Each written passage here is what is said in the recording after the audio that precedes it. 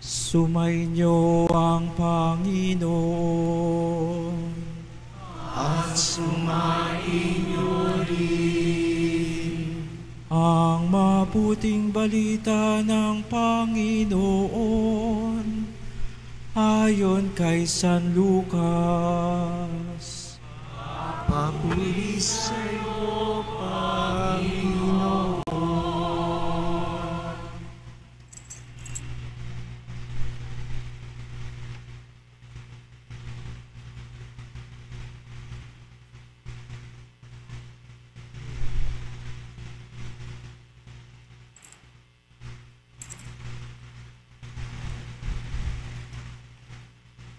Noong panahong iyon, sinabi ni Jesus sa kanyang mga alagad, "May isang mayaman na may isang katiwala. Isinumbong sa kanya na nilulustay nito ang kanyang ari-arian, kaya't ipinatawag niya at tinanong, 'Ano ba itong naririnig ko tungkol sa iyo? Isulit mo sa akin ng buo ang pangangasiwa mo sa aking ari-arian, pagkat mula ngayon ay hindi na ikaw ang katiwala ko.' Nawi ka ng katiwala sa sarili. Aalisin na ako ng aking Panginoon sa pangangasiwa. Ano ang gagawin ko? Hindi ko kayang magbungkal ng lupa. Nahihiya naman akong magpalimos. Alam ko na ang aking gagawin. Maalis man ako sa pangangasiwa, may tatanggap din sa akin sa kanilang tahanan. Isa-isa niya ngayong tinawag ang mga may utang sa kanyang Panginoon. Tinanong niya ang una, 'Gaano ang utang mo sa aking Panginoon?' Sumagot ito, 100 tapayang langis po. Heto ang kasulatan ng iyong pagkakautang. Dali, maupo ka't gawin mong 50, sabi ng katiwala. At tinanong naman siya ng isa, 'Ikaw, gaano ang utang mo?' Sumagot ito, 100 kabang trigo po. Heto ang kasulatan ng iyong pagkakautang, wika niya. Isulat mo 80. Pinuri ng Panginoon ang mandarayang katiwala dahil sa katalinuhang ipinamalas nito. Sapagkat ang mga makasanlibutan ay mas mahusay gumawa ng paraan kaysa mga makadiyos. Ang mabuting balita ng Panginoon. Pinupuri ka namin, Panginoong Jesucristo.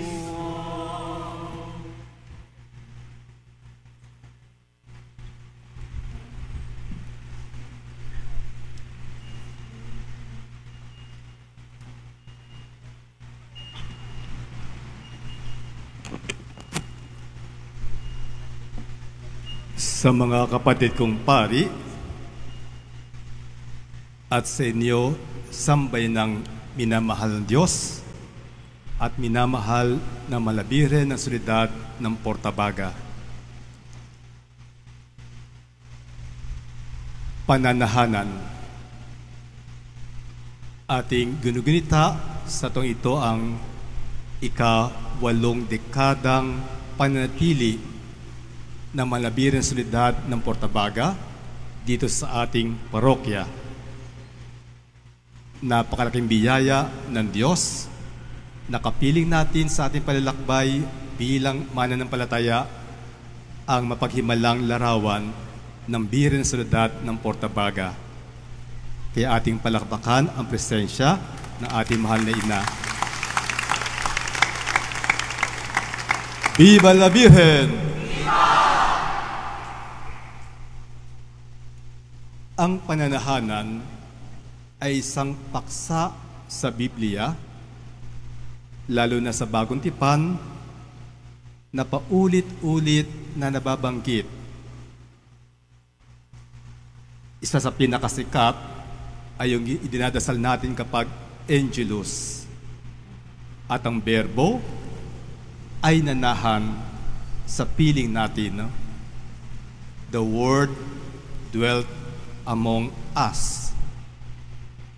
Minsan din binanggit ni Jesus ayon sa Ebanghelyo ni San Juan sa kanyang mga alagad na tumutukoy sa banal na Espiritu, nakikilala siya at siya'y nananahan sa inyo. No?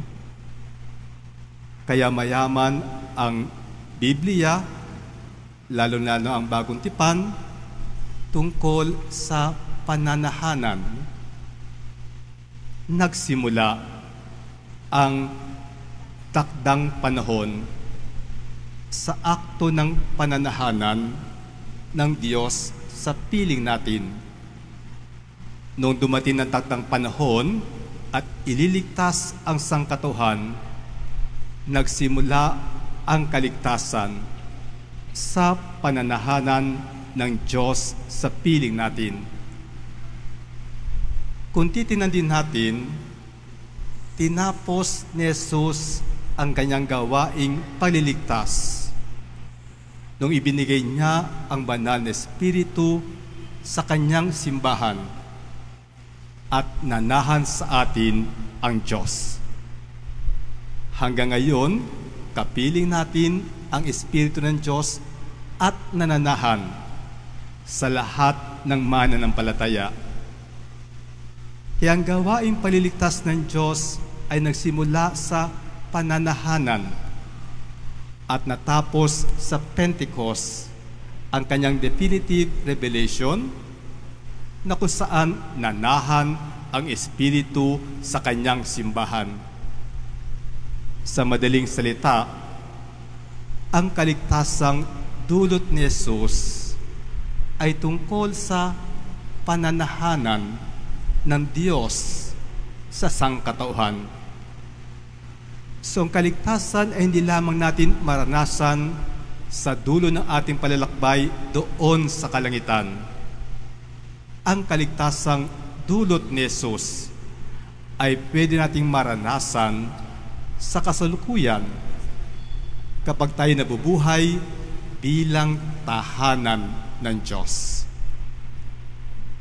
Kay Maria niya unang inialok itong gawaing paliligtas. Doon sa Annunciation, nung binati ng anghel, si Maria, ito'y pagpapahayag ng magandang balita ng plano ng Diyos. Pero mangyayari lamang ang magandang balita kapag papayag si Maria na siya'y pananahanan ng Diyos. Lililiman ka ng Espiritu Santo at ang sanggol ay tatawaging anak ng kataas-taasan. No? Yung Holy Trinity present nung inialok ng anghel ang plano ng Diyos. Noon kay Eva, hindi pwedeng manahan ang Diyos sapagkat ang Diyos at ang kasalanan ay hindi pwedeng pagsamahin. Kaya alam natin si Maria sa panahon ng Annunciation, Immaculate Conception. Sapagkat hindi pwedeng manahan ang Diyos sa kasalanan. Kaya noong alukin ng anghel si Maria, lililiman ka ng banal na Espiritu at tatawaging anak ng kataas-taasan. Alam natin, walang kasalanan si Maria noong panahong iyon, sapagkat hindi pwedeng pagsamahin ang Diyos at ang kasalanan. No? At magandang balita, pumayag si Maria. No? The first act ay indwelling of God in Mary. Kaya tayo ay walang hanggang nagpaparangal sa mahal na Birhen. Yung kagustuhan ng Diyos na manahan sa tao, nauna niyang ginawa kay Maria. Yung salvation na ibibigay ng Pentecostes, nauna kay Maria. Kaya ang ating buhay, ang ating pagiging Kristiyano, ay tungkol sa pananahanan ng Diyos sa atin. Kaya sa binyag, sabi ng katekista, tinatanggal ang kasalanang orihinal at personal upang manahan sa atin ang Holy Spirit. No? Kailangan patawarin ng Diyos ang ating kasalanang mana at personal upang maisugo sa atin ang Diyos. Kaya bawat binyagan, tahanan ng Diyos. Pakisabi nga sa katabi mo, ikaw ay tahanan ng Diyos. Ba't may we? No? Parang ayaw nyo maniwala. No? Pero yun ang dangal natin bilang Kristiyano. Iyon ang another name para sa akin ng salvation. We are the dwelling place of God. Hindi lamang sa dulo ng ating palalakbay sa daigdig, kundi habang natin sa daigdig ay naglalakbay na tayo kasama ang Diyos. Ang kaligtasan ay hindi lamang dulo ng ating palalakbay sa daigdig nito habang naglalakbay. Itinuri na tayo ng Diyos na tahanan ng banal na Santatlo. Kaya sabi ni St. Paul sa mga Kristiyano, you are temples of the Holy Spirit. Ang bawat binyagan, ang bawat mananampalataya, templo ng banal na Espiritu. Ang isang ligtas na tao ay isang tao na pinanahanan ng Diyos. Dito sa ating narinig na Ebanghelyo, may tinawag si Kristong the children of light. Another word for persons na nakakaranas ng indwelling of God. Another word na lahat ng taong pinanahanan ng Diyos ay tinawag niyang children of light. So ang bawat tahanan ng Diyos ay sa ating narinig na Ebanghelyo, children of light, anak ng liwanag.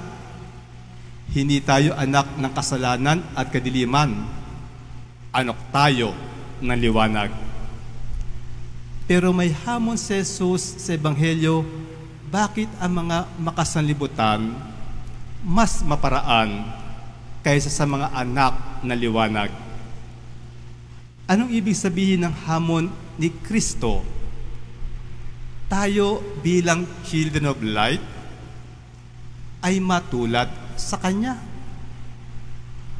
Ang naging unang maparaan bilang child of light is Jesus. Si Kristo mismo ang liwanag. Hinahamon ang bawat anak na liwanag na mabuhay at matulad sa Kanya. Siya ang paraan. Siya ang daan. Hindi ang daang makasanlibutan ang nagbibigay ng liwanag sa mundo. Ang daan at paraan na pinakita niya, ito ang paraan ng isang anak na liwanag, isang anak at pinanahanan ng Diyos, templo ng Espiritu. Kaya hinahamon tayo ng ating paraan at estilo, hindi makasanlibutan, kundi makakaliwanag na ayon sa paraan at daang itinuro ni Jesus, ang buhay ng isang tahanan ng Diyos ng anak na liwanag. Tingnan natin ang ilang paraan ni Kristo. Una, conquer evil with good. Yan din ay hinango ayon kay San Pablo. Lupigin ang kadiliman ng kabutihan. Isang paraan at prinsipyo ni Jesus. Kung mapapansin natin, nung si Kristo ay nabuhay sa sangkalupaan, lahat ng tao ginawan niya ng kabutihan. Mga mahirap, mga may sakit, kahit mga Pariseyo, Eskriba, ay hinahamon niyang magbalik loob Ang mga namatay at mga balo ay binibigyan ng pag-asa. He conquered evil with good. Isang paraan na hindi makasalibutan, isang paraan na makakaliwanag at ayon sa ating dignidad bilang tahanan ng Diyos. Conquer evil with good. Kapag meron tayong mga naririnig na kamalian sa ating paligid, sa ating pamilya, tapatan ito ng kabutihan. Kaya mag-isip tayo, magdasal, magnilay, magkilatis. Ano bang paraang makaliwanag ang ating tatapat sa tiwaling nalalaman natin at nakikita sa ating lipunan? Si Indira Gandhi, hindi Kristiyano, noong panahon ng India ay nasasakupan. Ang kanyang panapat, fasting and ahimsa. Lalabanan niya ang mga mananakop hindi sa dahas, kundi sa pag-aayuno at non-violence. Ito rin ang payo ni Pablo sa mga kapwa niya Kristiyano. Conquer evil with good. Pangalawang paraan ni Jesus na nagpalakas sa kanya, life of grace is stronger than death. Ang kanyang buhay kasama ang Ama at banal na Espiritu ay mas matatag kaysa kamatayan. No? Akala ng mga kalaban ni Jesus, napatigil nila si Jesus, naipako sa krus, namatay si Jesus. Pero alam natin ang nangyari. Ang kanyang buhay mula sa pagsilang hanggang kamatayan ay punong-puno ng relasyon sa Diyos. At ipinakita niya, life of grace, life with God is stronger than death. Ito rin ang paraan na inaasahan sa atin. Huwag sasayangin ang biyaya ng Diyos. Laging mabuhay ayon sa turo at salita ng Diyos. Sapagkat ang katapatan sa Diyos, ang mabuhay sa biyaya ng Diyos ay mas matindi kaysa sa pagkawala ng ating buhay, pagkawala ng ating comforts sa mundong ito.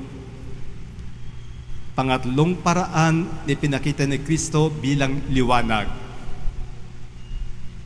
Faithfulness leads to resurrection. Faithfulness leads to glorification.